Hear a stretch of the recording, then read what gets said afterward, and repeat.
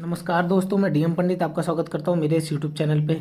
जैसा कि आप जानते हैं, हम अपने चैनल पे जीके जीएस से जुड़ी हुई चीज़ें डालते हैं और स्टैटिक जीके वगैरह डालते हैं। और अब तो हम करंट अफेयर भी डाल रहे हैं। हमारे शिवम सर हैं जो मोस्ट एक्सपीरियंस्ड सर जी हैं, जिन्होंने कई सारे पेपर भी दे रखे हैं। उन्होंने अपनी मतलब समझदारी से या जो भी उनको एक्सपीरियंस है उससे सीरीज चालू करी है करंट अफेयर की। तो वर्ल्ड अफेयर डालते हैं वो, ठीक है, दुनिया से जुड़ी बातें। वो पीसीएस वगैरह लेवल के लिए बहुत अच्छी है वो वीडियो। अगर आप चाहें तो वो भी देख सकते हैं। बाकी मैं ये जो सीरीज चालू करने वाला हूँ ये है वन लाइनर।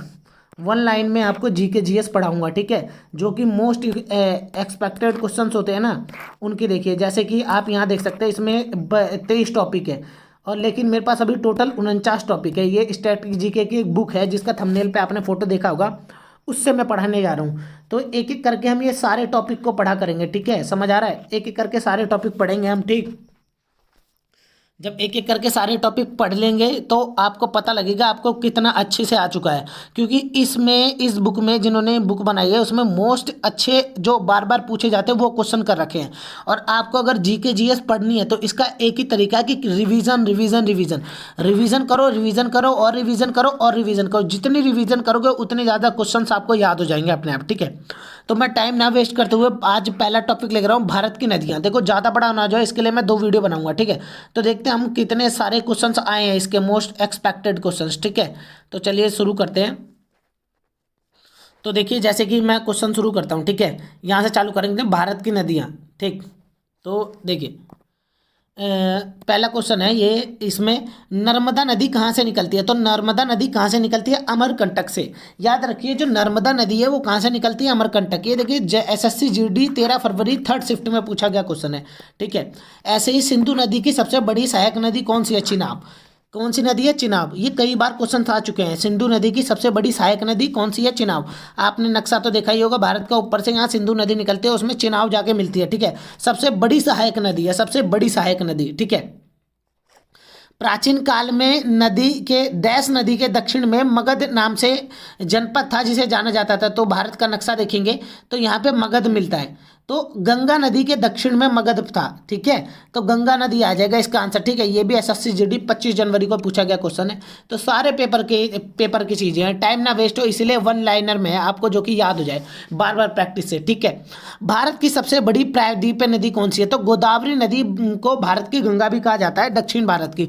तो भारत, दक्षिण भारत, देखिए ये उत्तर भारत हो गया या दक्षिण भारत। तो दक्षिण भारत की सबसे बड़ी नदी कौन सी है? गोदावरी नदी है, ठीक है। तो आशा करता हूँ आपको समझ आ रहा होगा।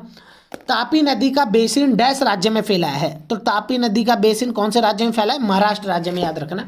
जो तापी नदी है ना उसका बेसिन यहाँ महाराष्ट्र राज्य में फैला हुआ है। बेसिन का मतलब क्या होता है? बेसिन का मतलब होता है अगर कोई नदी चल रही है तो उसके आसपास जो क्षेत्र होता है ना वो बेसिन कहलाता है उसका, ठीक है, ठीक। तो अलकनंदा नदी भारत में भागीरथी में कहाँ मिलती है? तो अलकनंदा है जो नदी आती है वो देव प्रयाग में क्या मिलती है? किससे? भागीरथी से। याद रखिए, अलकनंदा भाग रही थी। कैसे याद करोगे? अलकनंदा क्या कर रही थी? भाग रही थी।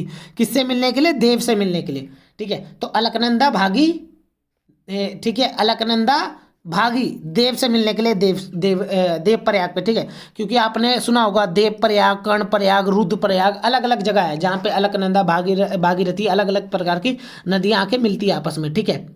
4 प्रयाग तो आपने सुना ही होगा, एक जैसे इलाहाबाद में, ठीक है, वो भी प्रयागराज बोला जाता है उसको। पश्चिम घाट से निकलने वाली नदी कौन सी है? तो मांडवी नदी। तो मांडवी नदी कहाँ से निकलती है? पश्चिम घाट से। ये होता है पश्चिम घाट, ये होता है पूर्वी घाट। कुछ नदियाँ यहाँ से निकलती हैं तो कुछ नदियाँ यहाँ से निकल के यहाँ जाती है। तो ये जो मांडवी नदी है पश्चिम घाट से निकलती है, ठीक है, याद रखना, ठीक। मांडवी नदी पश्चिम घाट से निकलती है, ठीक। डैश गोदावरी नदी की एक सहायक नदी है? तो इंद्रावती।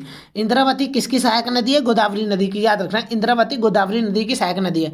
और ये कब पूछा गया? एसएससी सीएचएसएल 14 मार्च की सेकंड शिफ्ट 2023 में, इसी साल का है, सोचो। भारत में कौन सी नदी बंगाल की खाड़ी में गिरती है? तो गोदावरी भी गिरती है, देखिए गोदावरी बंगाल की खाड़ी में गिरती है, ठीक है। नर्मदा इस तरफ गिरती है, ठीक है। गंगा भी इधर ही गिरती है, काफी सारी नदियां, कावेरी भी इधर ही गिरती है, ठीक। बराक नदी की सहायक नदी कौन सी है? तो सोनाई, लोंगई और जीरी।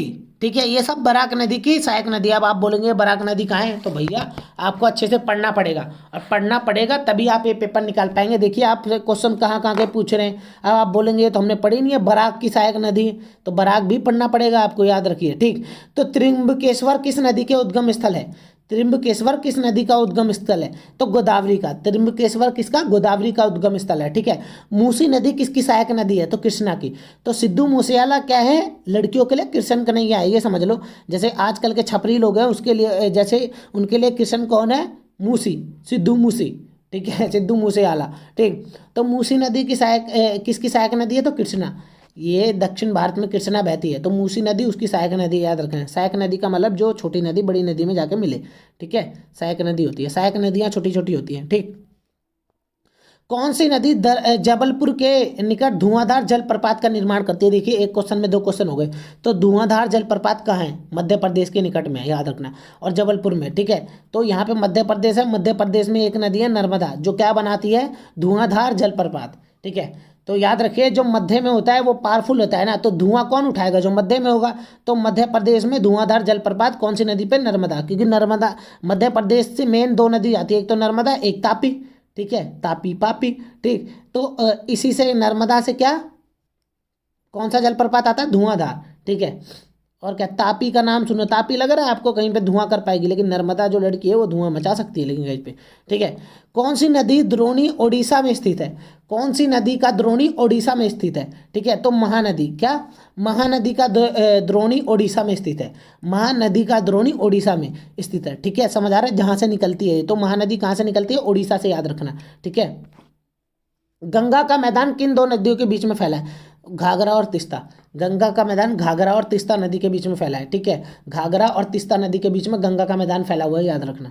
ठीक है, आगे चलते हैं। किस नदी को व्यथ भी कहा जाता है? झेलम।